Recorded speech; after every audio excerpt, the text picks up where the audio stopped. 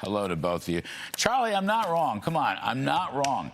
This one little skinny anorexic bill does nothing for nobody nowheres. Honest to God, how can they do this? And what's even more maddening about it is it's not just one finance bill that's going to get through.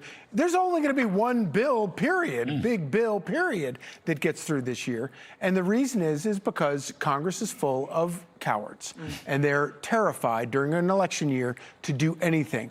And and I think part of the problem is that we're now thinking that Washington can operate at Trump speed with Trump courage, because Trump is not afraid to do anything. An election year be damned. If it's something that's important to do, and he thinks it needs to be done, vis-a-vis, look at Iran, he's going to do it, and he doesn't care if it's an election year. In Congress, we have Republicans and obviously Democrats as well, but Republicans who are afraid of their own shadow because it's an election year. You know, they keep telling me, right, that they can't do it. They can do it. I mean, they can. We designed it last year. We can design such a bill again this year. The president's preoccupied with the war, as he must. I don't think he's really focused on this yet, and perhaps he will be more focused on it in the days and weeks ahead. But Miranda, I mean, for example, everybody, I mean, even Democrats, but everybody wants a voting rights reform bill. Yeah. All right, everybody, photo ID, citizenship, bare minimum, everybody wants it. Why isn't that in a bill? Why not have more tax cuts? Every time Republicans cut taxes, they win. I mean, just can bank on it. Go back in history. When they don't cut taxes, they lose. What about you interviewed in your podcast, Mehmet Oz, okay? He's got $100 billion of waste, fraud, and abuse in those hospices and whatnot in Los Angeles alone. The rest of the country's got hundreds more.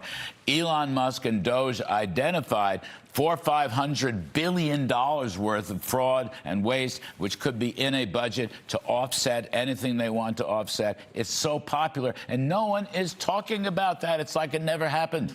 What's wrong with them? It's so infuriating. And you've got Republicans in the Senate in particular who are not just afraid of their own shadow, they absolutely are, but they are willing to be held hostage by these very subpar Democrats who are not the Democrats of old.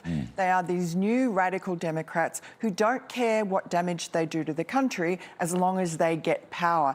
And the Republicans rolling over to them, it's like what Winston Churchill said about feeding a crocodile, hoping that he'll eat you last. This is what they're doing. And the Democrats, as if anything they do is going to stop another shutdown. The Democrats pull shutdowns for any reason because what they know it does is it disrupts the function of government. Whatever anyone says, you can tell when you go to Washington. They're operating on skeleton staffs. They can't get anything done. The shutdown does shut things down, even though they put forward a manful sort of facade on business as usual. It's not. And the Democrats know that, and they hurt growth every time they shut it down. So the Republicans have to just go in, guns blazing, and be courageous for once. But I think that they don't want Trump to do well. I think that there are Senate Republicans who are quite happy to sit back on their, you know, they know that they'll be there long after Trump's gone. Yes, but if that's true, if this is all they come up with, okay, now I'm for border security, don't get me wrong. I mean, everyone at this table is for border security. Everyone at this table wants to enforce the immigration laws. I understand that. But that's just one piece. You can't, look, take voting rights. Everyone wants voting rights reform. The Republicans are all telling me, I heard it again last evening from Shelley Moore Capito, and she's a good woman, I've known her a long time, good senator, first rate in the leadership. We can't do it, we can't do it. You can do it. Those are rules that require funding.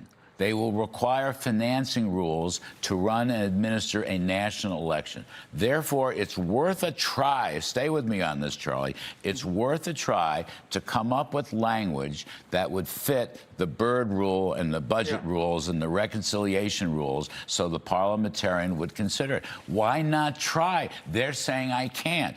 They're not even talking about it. I want to, Steve Forbes and I and Art Laffer and Steve Moore and others, why, for 40 years, we've said you should inflation index capital gains. If you own a home or a stock for 40 years, why should you pay the inflation portion of the tax? That's only the real portion. The rest of it's just an illusion. Why not fix that? Why not give middle-income taxpayers a lower marginal tax rate, for heaven's sakes? And why not finance it? Whatever happened to Doge? Yeah. Whatever happened to Doge? You got the Emmett Oz thing is so interesting to me, because he's doing great. You're covering it. He's on the air. He's a smart guy, okay? Multiply that by 10 or 20, you got yourself a downsized federal bureaucracy. Why aren't they doing that? Look, I'm respectful of the fact that the Senate has some parliamentary tricks that they've got to get around. I get that. But I'm sorry, who does the parliamentarian work for? Ooh. Is that some king that was sent by God down to make these determinations? No. All of these things are made by, determinations are made by the organizing principles of the members that have been elected by the states and by the people in the states. So it's all ridiculous. And and by the way, on the DHS stuff, they're just looking to fund the stuff that's already been funded. I know. That's not the issue. Isn't that the weird thing? You are so right. There's plenty of money from the one big beautiful bill to keep all that up. Yeah. What's starving is the rest of DHS. Yeah. That's running out of money, but this bill wouldn't help them. And by the way, that's the part that most people have been most... TSA, FEMA, Coast Guard. But here's the other thing. On the voter the ID bill. Yes. That is a perfect example where every Democrat in the land was fighting against that thing, calling it racist Jim Crow 2.0. That is a very popular bill. And a lot of Democrats have come to realize that this is a very dangerous thing to oppose. Mm-hmm. That's called winning at politics. And so keep doing that. Right. Let's make them vote on it. Yes. Let's make them vote on it. Yes. Let them ahead. Go ahead. Make my day. Vote against it. We just keep doing this up and down until we get it right. Miranda, I'm going to move back to New York City. I have to. Here we all are. Uh-oh. So this Ken Griffin story, billionaire, hedge fund manager, is a very smart guy. Mondami sneers at him, and he sneers at his apartment. And meanwhile, Griffith is trying to rebuild businesses that would probably hire 25,000 New Yorkers, good construction and manufacturing jobs, and they want to throw them out. And that's the stupidity of Mondami. It is Just the vanity of Mandani. Ken Griffin.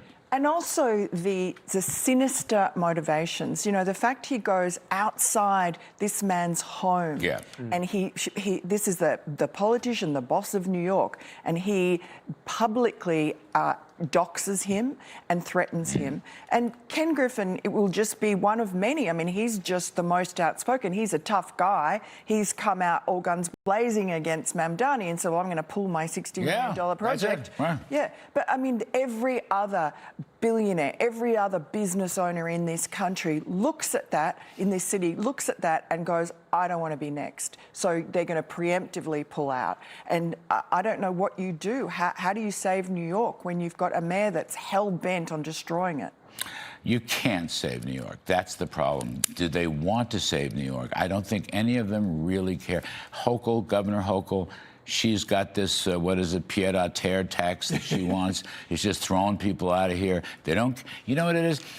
Wealthy, successful people are wealthy and successful because they created businesses and jobs and things that people use. That's how society advances. They built New York, and they don't. And socialism does just wave magic. Maybe Bruce Blakeman. This will be good for Bruce Blakeman. Yeah. Last one. I got to do this Southern Poverty Legal Center business. So, Charlie, let me get this right. They took their money. This is supposedly a civil rights organization, and created the Charlottesville, Virginia flap of 2017, which Joe Biden used to run for president. Okay, they created that. They gave money to the Ku Klux Klan and other hate groups on the far, far, far right that nobody favors. I mean, how can they not go to jail? It's a moral perversion and a financial perversion and a political perversion as well. So not one word of what you just said is either hyperbole or opinion. It is all factual. They actually did that. And this is an organization with a, $750 million endowment. They are funding, they're seeding, they're encouraging, they're hiring people to put on things like the Charlottesville event, which, as you say, sparked Joe Biden's campaign. They are doing whatever they can to foster racism and division in this country. And they do it because it's a very good business model for them. But I think that it's really interesting. I love watching all these Democrat politicians defend these people, because the Democrat Party for 150 years has been the party of racism in this country. Yeah. And the fact that they are, Yes. their true colors have been revealed by all of this. And I think that it is a wonderful comeuppance for them. You know, that's such an interesting point. I know the producers are yelling over time, but Mark Levin makes the same point. It's very, when you go back to Woodrow Wilson, when you go back to FDR, when you go back to a lot of Democrats, they were the hate party. Yep. They were the anti-Semitic party. They were the anti-black party. You know, there's so much truth to that. And do you know how awful it would be if kids that lived in Democrat cities across the country picked up a history book and were taught how to read and learned how to read and read that? Maybe Democrats don't want people to learn how to read because they're perfectly content keeping their long, dark secret in the past. 100%. I hope they really bust this poverty center, I do Southern too. Poverty Center. They are a bunch of bigots, and the whole Democratic Party used that Charlottesville, Virginia flap to run on against Trump and democracy and all the rest of it, and it was completely bogus, and it was set up by a bogus group of haters themselves. Miranda Devine, Charlie Hurt, thank you ever so much.